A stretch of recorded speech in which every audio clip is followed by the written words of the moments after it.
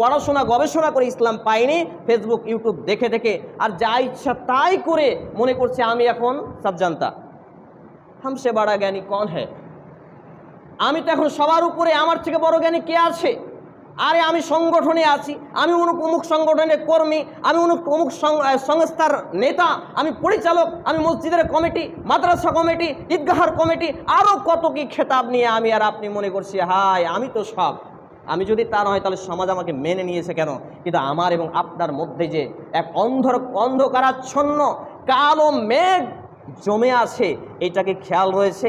এই জন্য আমি বারবার বলে থাকি মানুষকে, আমরা প্রত্যেক আদম সন্তানই পাপী, আর নিজের পাপের বাটখারা দিয়ে অন্যের পাপ মাপি। আমাদের ব্যক্তিগত জীবন, পারিবারিক জীবনে এমন কুলুষিত হয়ে আছে, ব্যক্তিগত জীবন অ্যান্ড্রয়েড মোবাইল যদি এক্ষুনি কথা বলা শুরু করে আমার চরিত্রকে উন্মুক্ত করে দেবে আমি কত ভালো।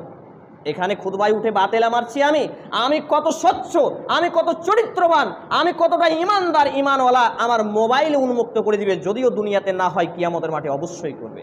কি কথা ঠিক নয়?